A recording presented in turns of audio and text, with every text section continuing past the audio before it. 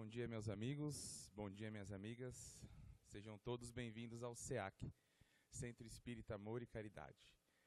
Bom dia também para quem nos acompanha pela rádio e TV SEAC e um bom dia para os nossos amigos da espiritualidade. Que a paz de Deus e Jesus esteja em nossos corações. Manhã de domingo, friozinho, né? Luta logo para sair debaixo das cobertas, mas estamos aqui. Se você está pela primeira vez aqui, que você encontre tudo aquilo que veio buscar, tá bom? Hoje teremos o nosso amigo Edgar Miguel, com mais uma vez aquele tema, o que te perturba, né?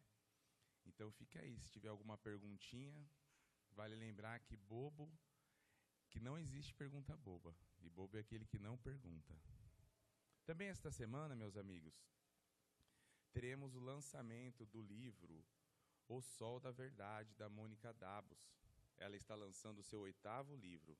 E este livro é mais um romance histórico em parceria com o Espírito Lis. Um romance no tempo de Jan Hus, que é um dos precursores da chamada Reforma Protestante. Tá bom?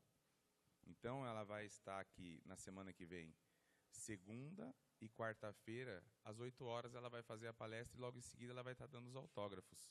Na quinta-feira, ela vem à tarde para a palestra e depois o autógrafo também, às 15 horas. E no domingo, ela vai encerrar essa maratona da semana aí, às 9 horas com a palestra e depois também logo os autógrafos, tá bom? Para vocês ficarem com vontade aí, ó, de estar vindo e adquirindo o livro, O Sol da Verdade é um romance histórico repleto de suspense, intriga e uma profunda reflexão sobre a luta entre o conhecimento e o poder. No coração de Praga, uma cidade impregnada de mistério e história, os personagens descobrirão que a verdade, como o sol, não pode se esconder para sempre. Muito bem, sigamos. Agora é aquela parte que eu uso a ajuda de todos vocês que estão aí. Vamos fechar os nossos olhos em agradecimento? Vamos fechar os nossos olhos, acalmar a nossa mente, abrir os nossos corações, todos juntos elevando nosso pensamento até Deus. Querido amado Mestre, anjos guardiões e protetores desta casa, nossos adoráveis anjos da guarda, muito obrigado por mais um dia, por mais uma oportunidade. Que possamos, nesta manhã maravilhosa de domingo, unir os nossos pensamentos, as nossas energias e transformar a atmosfera desse salão, trazendo mais equilíbrio e clareza para o nosso amigo facilitador desta manhã. Querido amado Mestre, que possamos aqui nas perguntas e respostas achar também aquela dúvida que temos dentro de nós, que possamos ser inspirados e auxiliados com as palavras nesta manhã de hoje. Em nome de Deus e de Jesus, que assim seja. Bom, sem mais delongas, já vou chamar o Edgar para cá.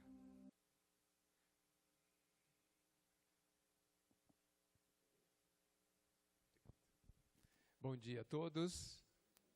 Nessa manhã tão bonita, não é? Eu acho que boa parte das nossas angústias, eu sei que boa parte das nossas angústias, das nossas dúvidas, existem porque a nossa fé é pequena ou vacilante. E eu não me refiro à fé no sentido de acreditarmos ou de sabermos se Deus existe ou não. Aparentemente essa é uma questão quase que superada. Mas eu me refiro a sabermos que o que Ele faz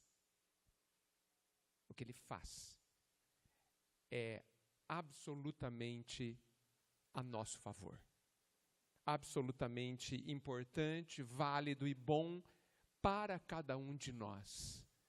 E eu me pergunto se nós temos fé, se nós acreditamos, se nós confiamos que Ele age assim.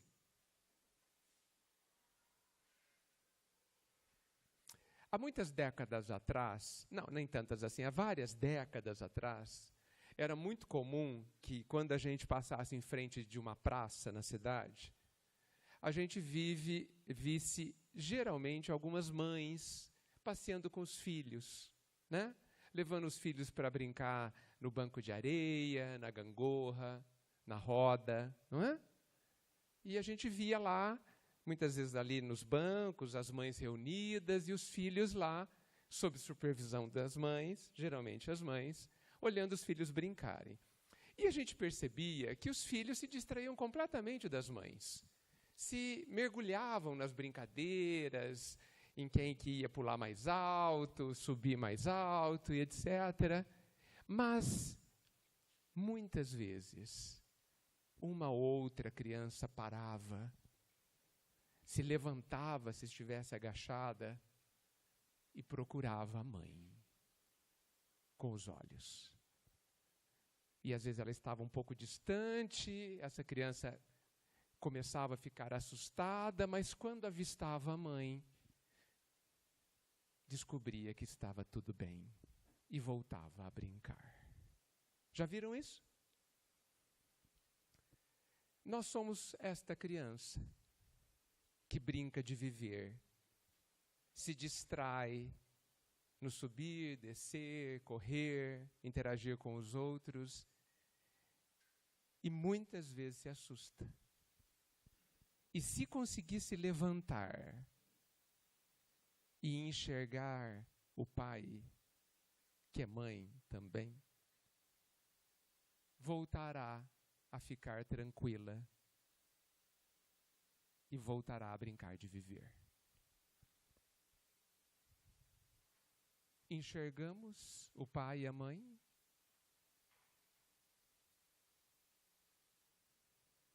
Porque essa criança, quando enxerga o pai e a mãe, confia. Ah, você está ali? Então está tudo bem. E volta a brincar. Conosco, as coisas não ficam bem, porque a gente não visualiza este pai. Isso é não ter fé, ou ter fé vacilante. E aí as nossas angústias crescem e ficam muitas vezes insolúveis, porque não há outra solução senão através desta confiança, de que absolutamente tudo que aconteceu, acontece e acontecerá na minha vida é necessário, é justo, é bom para mim. Não compreender e não sentir essas três coisas nos causam muitas dificuldades e muitas lágrimas. Vamos começar? Essa é aquele momento aonde eu fico à disposição para ouvir alguém que gostaria de contar alguma angústia que vive no coração, sem entrar em detalhes pessoais, sem entrar em questões privadas, para que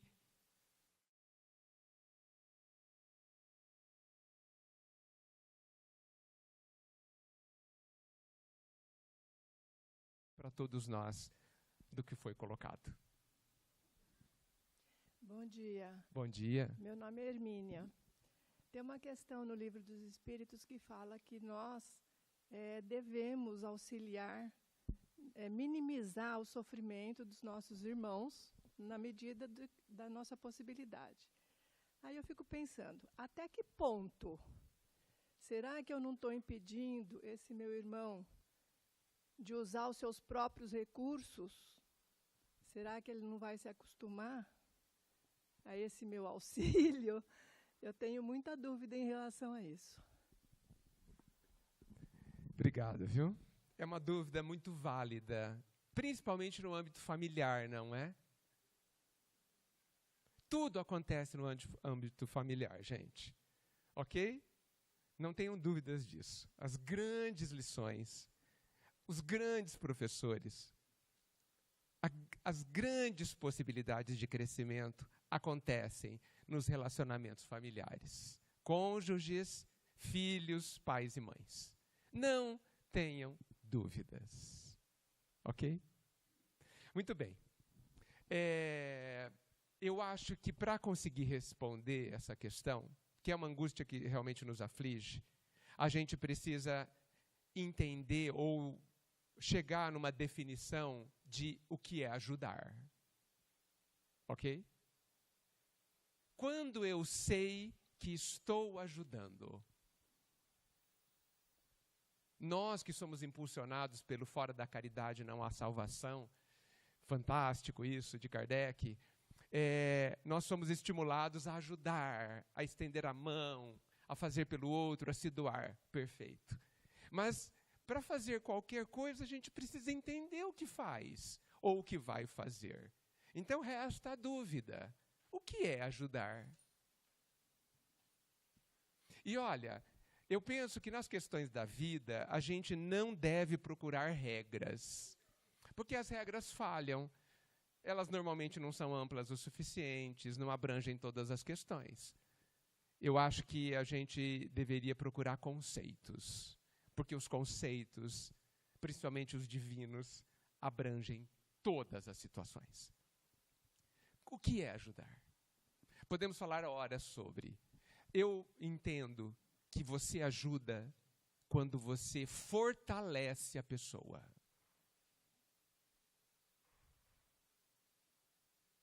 Ponto.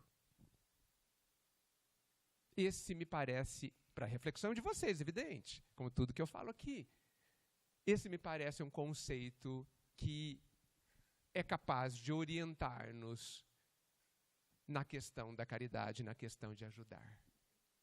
Nós nunca atrapalharemos alguém se o que a gente fizer fortalecer a pessoa.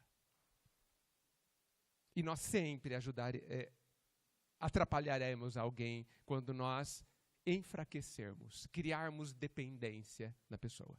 Quando eu digo fortalecer a pessoa, muitas vezes eu vou falar não. Eu vou falar não ao pedido de ajuda que a pessoa pede, se eu identificar que ela é capaz de fazer. O que dirá de um pai ou de uma mãe que ao filho pedir ajuda para fazer a tarefa, faça por ele? Está enfraquecendo esse filho. É claro que nós podemos e devemos consolar a pessoa, porque dentro do consolo há um foco de fortalecimento. Dentro do consolo há o levantar das esperanças, da confiança, da própria grandeza da pessoa, da visualização da sua capacidade, etc. E por isso que consolar, na maioria das vezes, eu não vou dizer nunca, na maioria das vezes, ajuda. Lembrando que consolar não pode ser fortalecer a vitimização. Consolar é você é capaz, vamos em frente, eu estou aqui. Ou apenas o silêncio de estar ali. Né? Mas não vamos entrar em detalhes porque há milhões de situações. Mas o que eu fizer após o consolo, eu entendo que nós precisamos checar se estou fortalecendo a pessoa. Porque senão, eu não estou ajudando, no meu entendimento. Será que respondi? Veja, o conceito precisa ser analisado. Porque se a gente estiver fazendo algo que fortalece, nós podemos fazer para sempre. Não há limites. Porque eu estou fortalecendo a pessoa. E não há outra forma de fortalecer alguém a não ser ajudando-a a fazer o que precisa fazer. Porque no nosso ímpeto de ajudar, a gente muitas vezes está tentando resolver as próprias questões. Quantos de nós falam, não, mas eu não consigo não ajudar essa pessoa. Se você não consegue não ajudar, talvez você esteja numa prisão. Mas eu não consigo falar não para a pessoa. Talvez você tenha uma questão a resolver. Por que que você não consegue falar não? Sendo que muitas vezes para educar uma criança, o não é a educação, é o fortalecimento. Então sou eu que tenho um problema a resolver. não a pessoa. Ai, mas e se ela virar a cara? Problema dela. E o seu problema é descobrir quais são os próprios sentimentos e o que fazer com eles diante do outro que não fala mais com você, porque você fez o que deveria fazer. As nossas relações, gente, estão permeadas de carências afetivas. E muitas vezes nós agimos impulsionados por essas carências e não pelo desejo verdadeiro de ajudar. Muitas vezes. Sem generalizar, é claro. Ok? Obrigado. Alguém mais gostaria de colocar algo que aflige? Normalmente o que nos aflige, aflige a muitos. A última vez que eu estive aqui, Marcelo, alguém me procurou e disse assim, eu queria te perguntar, mas fiquei com vergonha. Mas pergunto a próxima vez. Não perguntou ainda. Não sei o que é. Se alguém quiser escrever e mandar um bilhetinho, pode também, viu, gente? Fala o seu nome. Sandra. Oi, Bom Sandra. dia. Tudo bem? Tudo. Eu queria saber como que a gente consegue fortalecer a fé, como que a gente consegue ter fé. Em quê? Em tudo. Em tudo. Em tudo. Acreditar realmente que a gente vive para sempre, que não há morte mesmo. Não é morte mesmo. Uhum. Olha, eu acho que existem 2 obstáculos a vencer. O primeiro é o obstáculo da razão. Precisa fazer sentido. Tudo que passa por nós e que chega à nossa intimidade precisa ser lógico, precisa ser racional. Para isso, eu recomendo algumas leituras. E Kardec é brilhante nessa questão, né? Talvez um livro pequenino e ignorado, que é o Espiritismo, de Kardec, onde ele discute o que é, talvez. Talvez livros, eu não vou lembrar o nome, de Leon Denis, que é outro grande estudioso, profundo,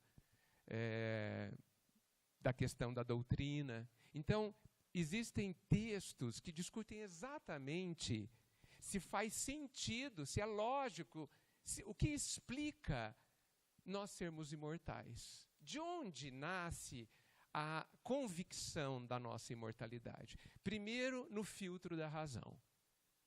Muito bem. Digamos que a razão tenha ficado acomodada, tenha dado o seu aval de que, olha, é isso. Deve ser mesmo verdade que nós somos imortais. Aí, nós temos, então, um ok poderoso. Porque se não for lógico para nós, se não fizer sentido para nós, fica muito difícil qualquer coisa além disso. Precisamos vencer essa, e eu digo que essa é a parte mais fácil. É totalmente possível. Kardec é muito lógico, muito racional. Kardec é muito cuidadoso nas suas argumentações, e eu sugiro esse tipo de estudo sobre essa questão. E eu acho fundamental, viu, gente? A sua pergunta está longe de ser bobinha. Longe de ser bobinha. Porque muitos de nós espíritas, não temos uma convicção sobre isso. Muitos de nós apenas acreditamos que somos imortais. E acreditar é pouco. Porque quem acredita hoje não acredita amanhã. Basta acontecer um furacão e esse vendaval leva a sua crença bem longe. Acho que ali... Não? Não. Leva a sua crença bem longe. Nós precisamos saber. Nós precisamos ter convicções.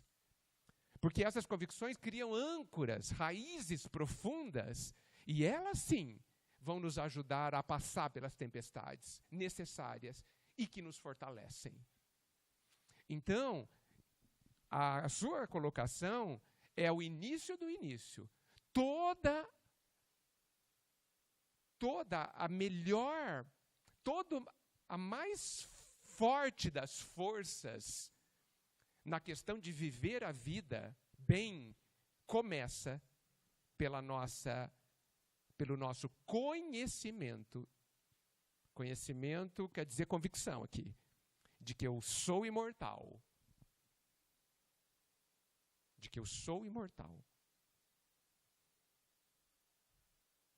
Se nós tirarmos isso, o edifício inteiro cai. O edifício do Cristo cai. Por isso que é muito interessante a gente dar, e por questões culturais, a gente dá enorme atenção à cruz e dá muito pouca atenção ao fato dele se manter vivo, aparecer vivo 3 dias depois. Isso é muito mais importante que a cruz. Mas culturalmente, a cruz é o símbolo do Cristo. E talvez devesse ser o fato dele estar vivo. Mostrando que todos nós prosseguiremos vivos. Então, você tocou num ponto essencial da nossa fé, da nossa convicção. Porque de que adianta eu acreditar em Deus se eu morrerei daqui a alguns anos? Morrerei no sentido de desaparecer. Não adianta nada. Aliás, se eu tivesse profunda convicção de que eu morreria, que eu morrerei, muitas coisas eu não faria. Por que faria? Muitas coisas eu não viveria. Por que viveria? Né? Então, a gente fragiliza profundamente as nossas forças quando a gente não conquista essa convicção. Então, isso tudo em primeiro lugar. Segundo lugar, que é mais complexo no sentido de exigir mais tempo e mais um mergulho em si mesmo. Nós, como ser, sabemos de muitas coisas. Como ser. Então, se eu parto do princípio que eu vivi muitas vidas, eu não sou um espírito novo. Ninguém é. Nós já vivemos, encarnamos e desencarnamos milhares de vezes, para dizer o mínimo. Há muito conhecimento dentro de nós. Não há muita sabedoria, mas há muito conhecimento. Então, eu posso perguntar para mim, para o meu ser, é assim mesmo? E se nós conseguirmos, e esse é um trabalho que independe da sua pergunta, tá? Eu acho que necessariamente nós precisaremos nos reencontrar.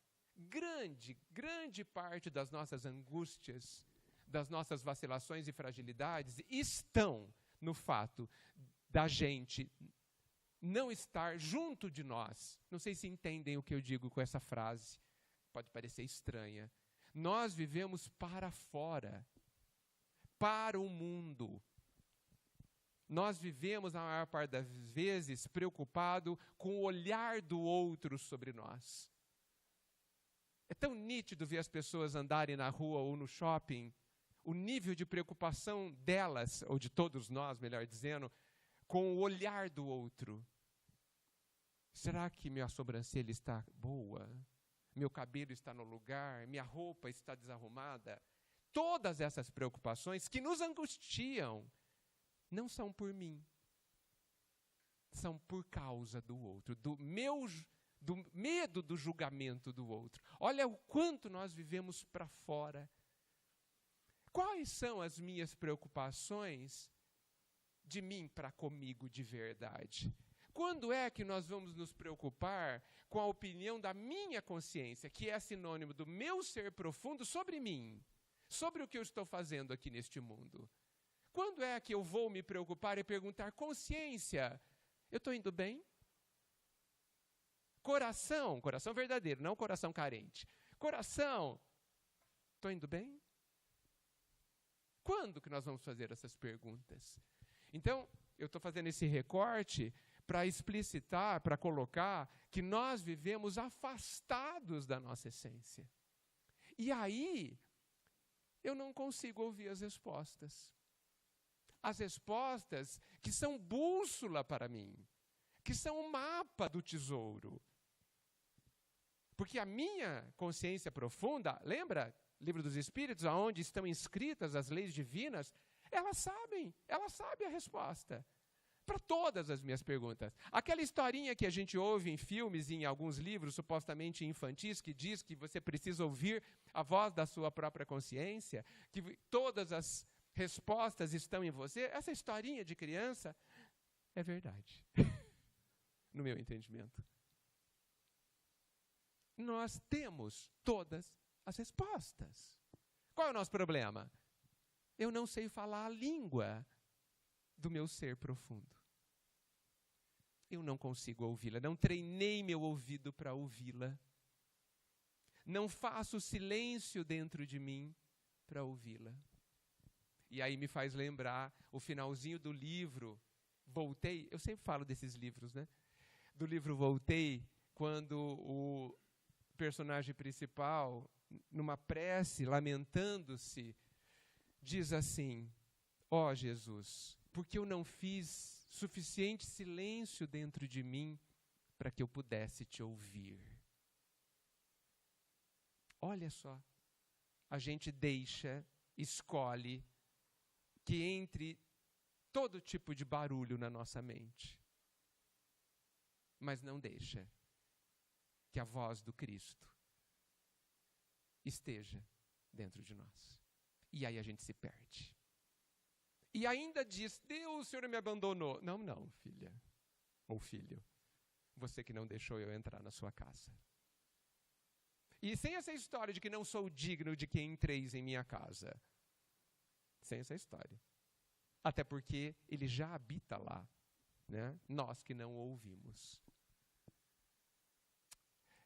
Esse é a segunda grande questão. É perguntar para si mesmo e ser capaz de ouvir.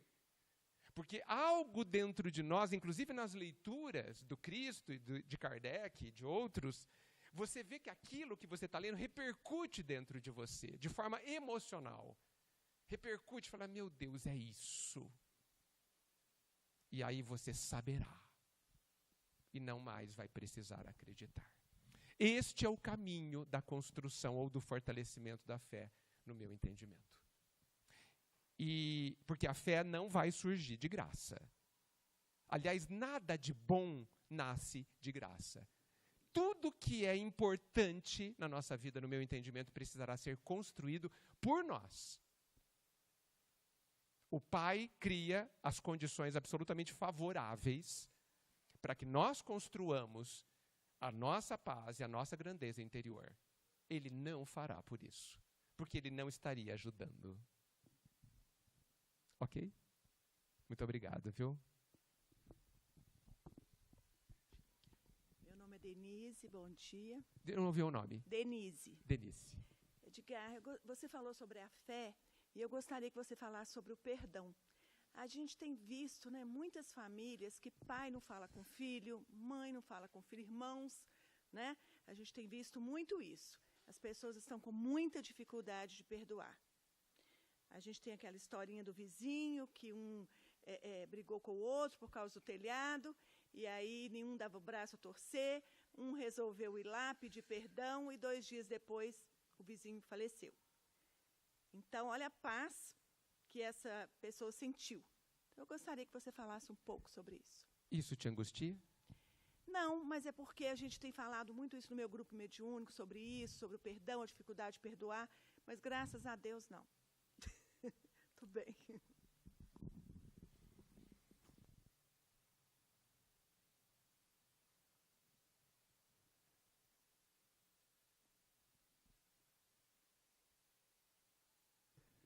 É um assunto vastíssimo. A gente precisa desconstruir algumas coisas. Perdoar não é concordar com o outro. E não é liberar o outro das consequências dos seus atos. Até porque nem temos esse poder. Perdoar não é para o outro, é para quem o dá. Perdoar é libertar-se de uma dor que nasceu no seu coração, porque o seu coração precisava aprender algo. Essa é uma parte bem importante, tá? Essa dor, estimulada por um evento externo, não importa quem. Se a pessoa está certa ou errada, também não importa. Não importa quem é também. Não importa nada. Só importa que o seu coração, você, portanto, precisava aprender algo. E aí, alguém apareceu para te ajudar e te ofender. Alguém apareceu para te ajudar e não fazer o que você queria. Alguém apareceu para te ajudar para,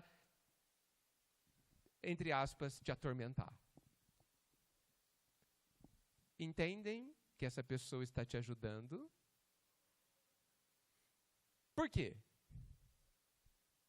Porque nós não temos problemas com as pessoas. Vocês têm? Nós temos problemas só com a gente. As outras pessoas, elas apenas evidenciam os problemas que eu tenho em mim. E coitadas, a gente as culpa por isso.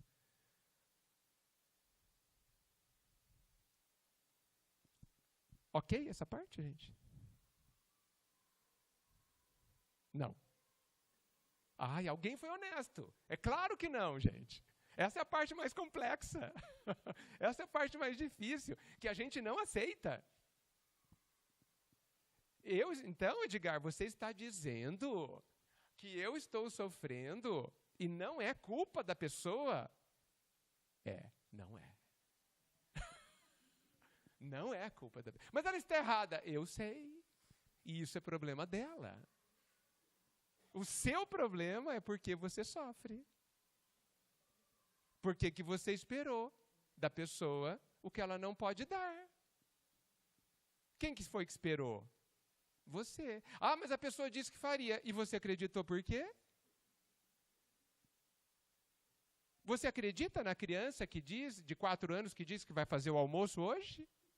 Você acredita? Que bom. Então, por que você acredita que um adulto de 30, de 40, vai conseguir alguma coisa? Por que você acredita sem avaliar a capacidade da pessoa? Eu não estou dizendo para você desacreditar da boa intenção da pessoa, porque possivelmente essa pessoa estava sendo extremamente verdadeira ao fazer o acordo, ao fazer a promessa, ao te dizer que faria. Possivelmente está sendo profundamente verdadeiro, salvo exceções. Mas a criança de 4 anos que queria fazer almoço também queria muito. E por que você não acredita na criança de 4 anos e acredita de 30? Quem disse que a criança de 30 anos é adulto? Emocionalmente adulto? Nos seus valores? Quem disse? Como a gente se engana com as aparências, né? A gente acha que só porque o corpo cresce, o espírito cresce junto. Quem que inventou isso? Não sei. Mais uma das nossas ilusões. Ah, mas a pessoa tem 30 anos, ela tem que saber. Quem disse que ela tem que saber? Existem idosos de 70 que são crianças de 5. Não são? Idosos de 40 anos também, que emocionalmente são imaturos. Por quê? Porque quem é imaturo é o ser, não é o corpo. Gente, enquanto a gente não entender que o corpo tem um caminho e o espírito tem outro, a gente se ilude. Então, insisto, acreditou porque quis. Avaliou errado. Esperou o que não podia esperar. Você não espera da planta frutífera que você plantou hoje comer o fruto amanhã. Espera. Não. Igualzinho. O mesmo tipo de avaliação. E os nossos sonhos? Será que eles também não são infantis? Será que eles não estão desconectados da realidade? Eu sonhava com uma família feliz. Construiu essa família feliz? Não? Então não pode ter. Por quê? Porque diz a lei que cada um somente terá segundo as suas obras. Eu não estou falando de merecimento. Porque segundo o amor do Pai, nós merecemos o universo. Aliás, Ele já nos deu. Mas dentro de mim, naquela área onde só eu tenho acesso e só eu cuido, onde eu penso, e aí é opinião particular, nem Deus mexe, porque é minha obra, sou eu que tenho que construir. Então, quer uma família melhor? Ótimo! Seja o melhor filho, o melhor pai, a melhor mãe, o melhor cônjuge, e você estará construindo a família melhor. Porque é da lei que eu só tenho o que faço. Então eu preciso perdoar a minha família porque ela não é boa como eu queria. Por que eu sofro? Porque esperava o que eu não posso ter. Então vejam que o perdão não tem nada a ver com o outro. E é um tremendo engano da nossa parte, todas as vezes que a gente tem mágoa e perdão andam juntos, né? Toda vez que a gente tem uma mágoa, que a gente pense no outro. A gente não consegue resolver as questões do perdão porque a gente está pensando no outro. Eu preciso pensar em mim. Eu preciso vasculhar em mim aonde está a lição que eu não sei.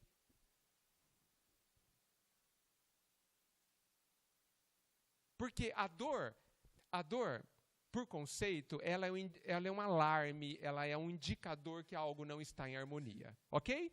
Fazendo um paralelo com a dor física, se tem uma dor no dedão, vai lá olhar. Para e vai olhar. Talvez não seja no dedão, pode ter na perna, não importa. Mas tem algo errado. Alguma coisa precisa ser vista. Todas as dores têm esse objetivo. As dores morais, que eu chamo de sofrimento, têm a mesma função. Elas estão falando, calma, tem um ponto ali que precisa olhar, que está em desarmonia. Então, se acontece alguma coisa, se alguém faz alguma coisa e dói em mim, aonde está a questão? Em mim. O outro não tem nada a ver com isso. Nada a ver com isso. Mas ele está errado. Eu insisto. É problema dele. A dinâmica é dele. Ele vai ter que resolver? Claro que sim. Claro que sim. É da lei que cada um tenha as consequências do que fez. Lei de ação e reação. Mas e você? O que você tem que fazer? Resolver a sua dor. E quem vai resolver? Você. Mas e o outro? O outro não vai resolver a sua dor. Isso tudo é para começar a falar do perdão. Já dá para pensar bastante, né? E olha, é aí que começa a libertação. Tem um comecinho de uma mensagem só sobre o perdão, que se eu lembrar bem diz assim: não se iluda, amigo, por mais se expandam lágrimas contigo, todo lamento é vão. Tudo que tende para a perfeição, todo bem que aparece, vive do entendimento e do perdão. O perdão é a mais importante ferramenta da vida. Porque nós precisamos perdoar tudo. Tudo. Tem um texto que diz que nós precisamos perdoar tudo que venha a perturbar o nosso coração. E tudo perturba o nosso coração, né? Se está quente, eu me perturbo. Se meu corpo não é como eu quero, me perturbo. Se a comida está salgada, me perturbo. Se eu perco o ônibus, eu me perturbo. Eu me perturbo com tudo. Então, eu preciso perdoar tudo. Tudo o que venha a perturbar o meu coração. Se você usar o perdão nesse entendimento, você terá muita paz, será muito feliz. Ok? Esse é meu entendimento, tá? Vocês precisam checar o quanto isso é válido. Eu falo sério. Mais uma?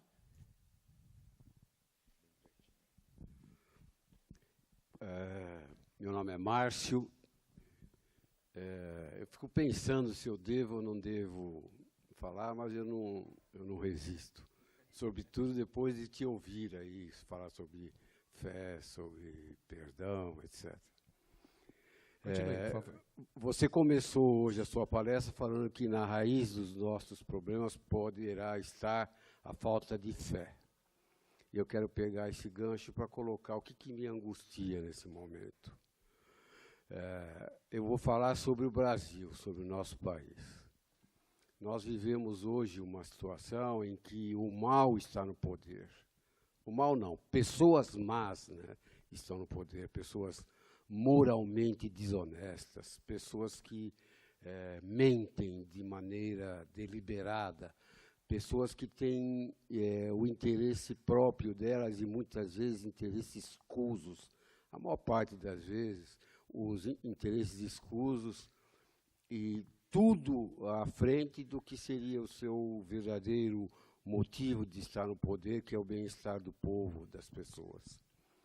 Eu sou espírita de berço, então eu sei que nada ocorre que não seja pela vontade de Deus. Eu tenho essa consciência.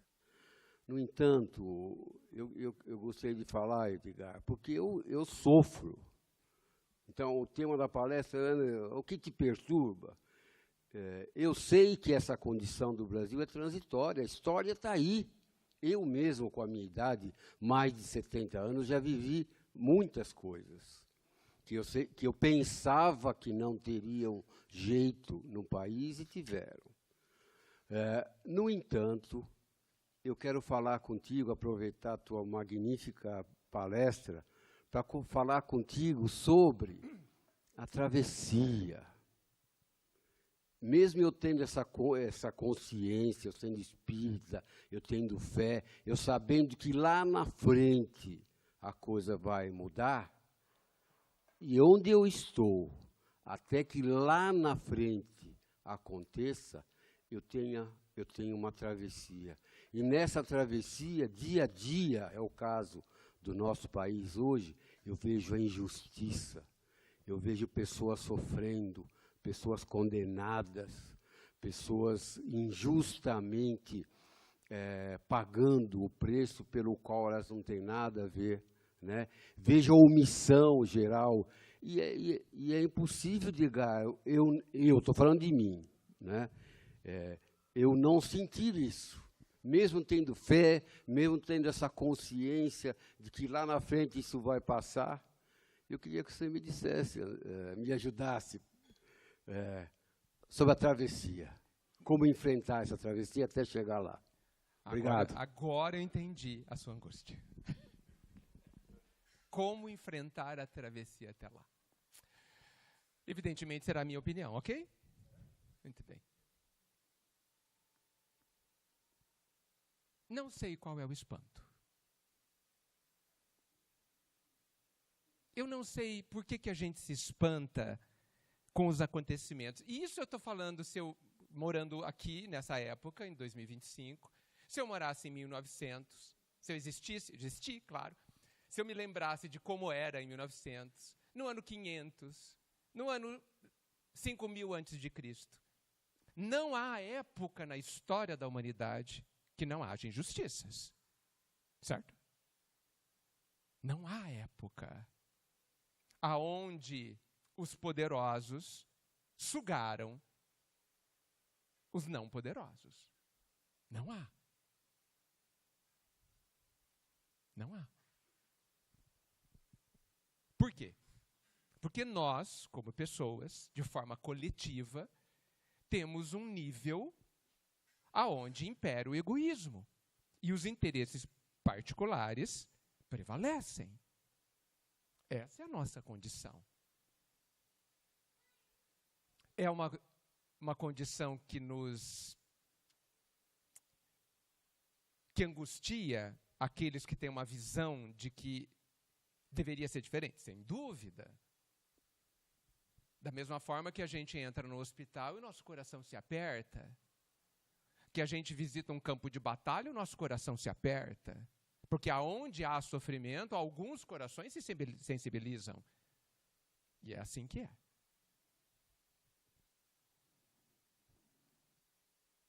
Então, independente da gente analisar de forma tão ampla uma condição política de um país ou do mundo todo, se a gente é igualzinho, se a gente pegar e recortar a situação de uma família, a gente vê as mesmas coisas acontecendo. Ali, muitas vezes, há um ditador ou ditadora. Ali há injustiças. A forma, muitas vezes, como a gente se relacionam uns com os outros. Ali há traição. E eu não estou falando de traição conjugal, estou falando de traição aonde você, estando ali e supostamente precisando ser fraterno com todos, não é. Isso é uma traição. Traição dos seus valores, traição da proposta da família. Quando não há fraternidade, nós estamos traindo os nossos valores. Então, assim, as questões que existem no âmbito global, no âmbito das nações, no âmbito das organizações, no âmbito do centro espírita, no âmbito familiar, elas se reproduzem exatamente iguais. O cenário é o mesmo. Por quê? Porque quem está lá são homens de um determinado nível. Particularmente, eu acho um absurdo a gente querer melhorar as instituições antes de melhorar o homem. Porque quem estará lá? Eu posso fazer constituição ou estatutos magníficos, irrepreensíveis, e eles existem. Mas a minha inteligência, muitas vezes pervertida, saberá burlá-los. E é o que fazemos.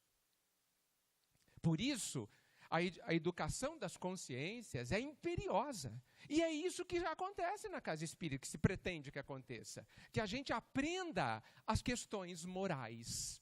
Porque as questões intelectuais já estão resolvidas. Eu não vejo outra forma da gente fazer essa trajetória a não ser perdoando. A não ser compreendendo. Porque existe dentro da compreensão uma questão que eu considero fantástica. Quem compreende de verdade não sofre. Quem compreende ou busca compreender os mecanismos da vida, porque a gente pergunta a Deus, por que o Senhor permite que seja assim? Não é uma boa pergunta. Até porque não cai uma folha da árvore sem que ele permita ou queira. Então, a situação de todos os países, ou do globo como um todo, está absolutamente dentro da lei. E está. Por isso, gente, eu gosto muito da frase, que é uma frase que precisa de uma reflexão, mas ela é poderosa. Ela diz assim: há injustos, mas não há injustiças. O que essa frase quer dizer? Que quando eu te firo, eu sou injusto. Estou sendo injusto. Mas você não está sendo injustiçado. Porque é da lei que cada um, eu insisto, só tenha o que construiu. E se eu mereci, eu não gosto da palavra merecer, se eu precisei daquela dor, se eu precisei daquela dor que o Edgar me causou, porque é injusto, não há injustiças. Então, não posso pensar, se confio em Deus, não posso imaginar, passar pela minha cabeça que dentro do universo coletivo alguma coisa esteja fora de lugar. Eu não estou dizendo, e essa minha frase é terrível, a que eu acabei de dizer, que não está nada fora de lugar, ela é agressiva, eu sei. O que eu não quero dizer é que muita coisa errada não esteja acontecendo. Eu sei que está. Eu também as vejo. Meu Deus, como a gente faz sofrer uns aos outros. Como, em termos de sociedade, ferimos uns aos outros. Somos injustos. Mas, ainda assim, essa injustiça é permitida pelo Pai. Então, eu só tenho duas opções. Ou eu compreendo essa injustiça aparente, ou eu não acredito em Deus. Eu não acredito que o que Ele faz, ou o que Ele permite, é absolutamente perfeito. Ok?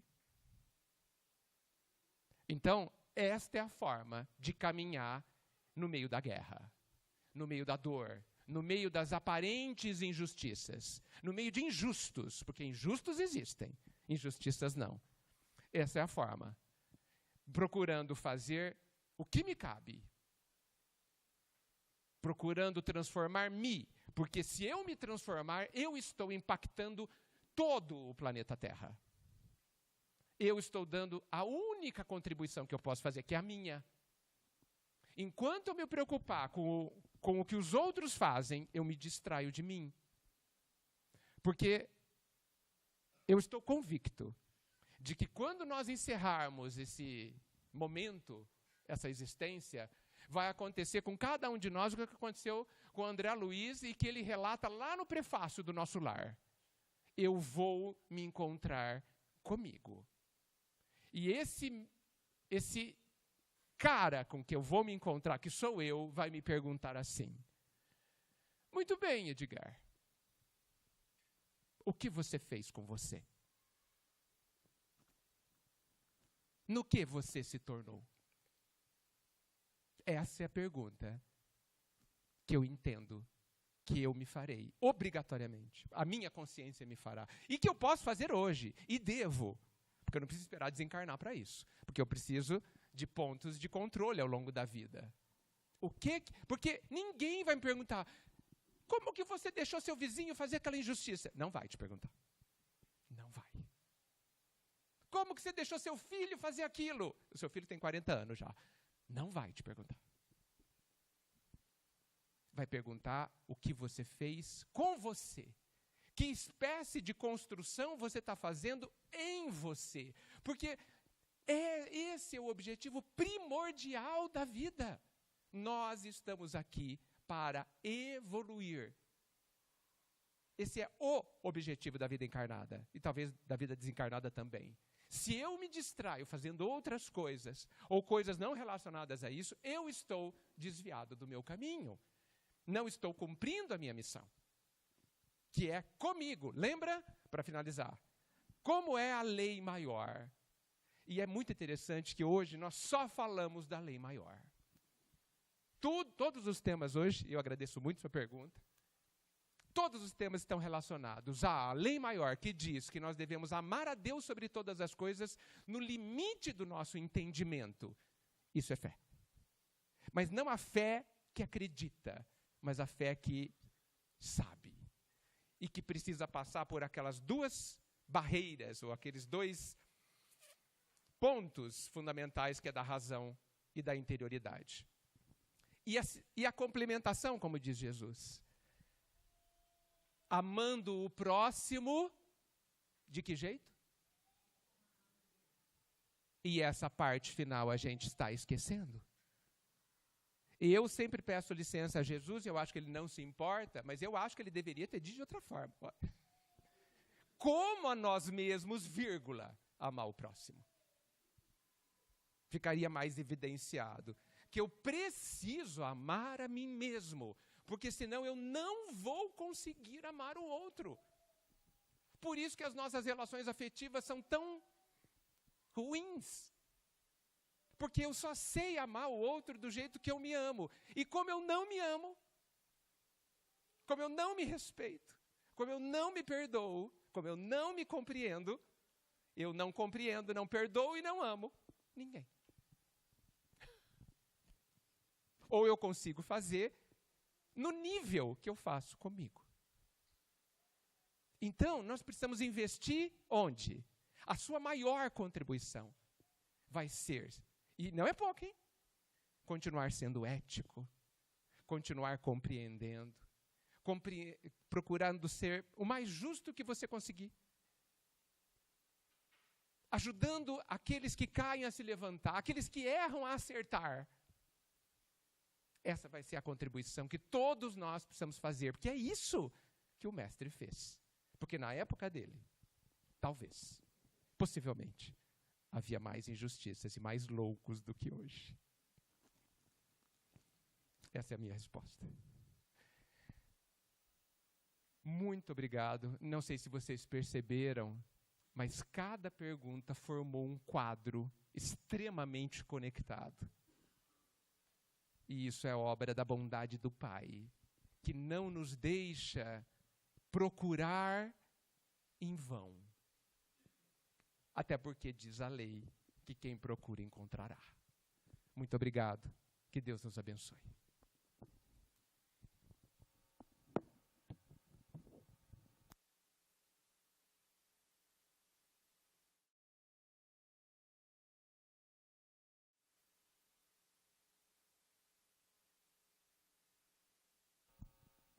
Muito bem. Muito obrigado, Edgar. Está convidado a voltar mais vezes, não é? E a pergunta que eu faço é: o que nós iremos fazer com tudo isso que nós vimos aqui hoje? Vamos colocar em prática, vamos tentar, vamos compreender, buscar um pouco mais de conhecimento fora daqui, né? Para fortalecer a nossa fé, talvez despertar o nosso perdão, o nosso entendimento sobre as coisas que nós não podemos mudar, ou podemos mudar através de nós mesmos. Se assim como eu, vocês gostaram, ajudem na divulgação da palestra. Esse aqui, ó, é o livro da nossa querida Mônica Davos, que vai estar disponível amanhã. Acho que vai ser uma boa leitura para você, hein? Tem a ver com o que você falou e que te perturba. Eu também esqueci de falar no começo, mas vou falar agora uma observaçãozinha. A Mônica Davos está fazendo já o 8º livro dela, o 7º, com a ajuda do Espírito Liz. E dentre as 8 obras que ela fez, tem um bem legal aqui, ó, Fragmentos da Minha Mediunidade. Esse livro é uma autobiografia que ela fez, né? Contando como que ela educou a própria mediunidade desde a infância. Esse livro também serve para estudos sobre a mediunidade ou quem tem contato com a mediunidade. Esse já está disponível na livraria lá embaixo. Pode falar com o Leopoldo, que ele vai estar lá junto com o nosso colega Hilário. Então, gostaria de convidar os nossos amigos voluntários a irem se dirigindo às câmeras de passe. Quem passou pelo atendimento fraterno, está com aquele papelzinho amarelo, vai ser desse lado aqui que vocês vão receber o passe, tá bom? E os demais ali do outro lado. Podem ficar sentados, tranquilos, que os nossos amigos vão chamando um a um para ir tomar os passes, tá bom? Aproveita nesse tempo para escutar a musiquinha que o nosso amigo Matheus já vai pôr aqui, acalmar o seu coração, a sua mente, para receber melhor os benefícios do nosso passe. Então vamos fechar os nossos olhos em agradecimento mais uma vez? Vamos fechar os nossos olhos novamente, limpar a nossa mente, abrir os nossos corações, sentir a energia, nos conectando com Deus e Jesus. Querido amado Mestre, amigos espirituais que aqui se encontram, muito obrigado por mais uma manhã maravilhosa de reflexões e aprendizados. Podemos falar um pouco nesta manhã sobre a fé, sobre o perdão, sobre a caridade, sobre a aceitação de certas coisas. Querido amado, que a cada dia eu possa compreender mais um pouco sobre mim mesmo, olhar para dentro de mim e saber que sou especial, que o Senhor sempre está ao nosso lado, nos ajudando, nos auxiliando, nos dando diariamente oportunidades para a nossa elevação. Querido amado Mestre, que toda essa luz que está caindo sobre nós agora possa preencher nossos corações, nossa alma, nosso corpo, e que possamos levar essa luz, essa calma, essa paz para os nossos lares, transformando tanto o ambiente como as pessoas que lá estiverem. Que possamos aproveitar também toda a oportunidade dentro da nossa própria família. Em nome de Deus e de Jesus, que assim seja. Sigamos todos em paz. Que todos tenham um ótimo domingo.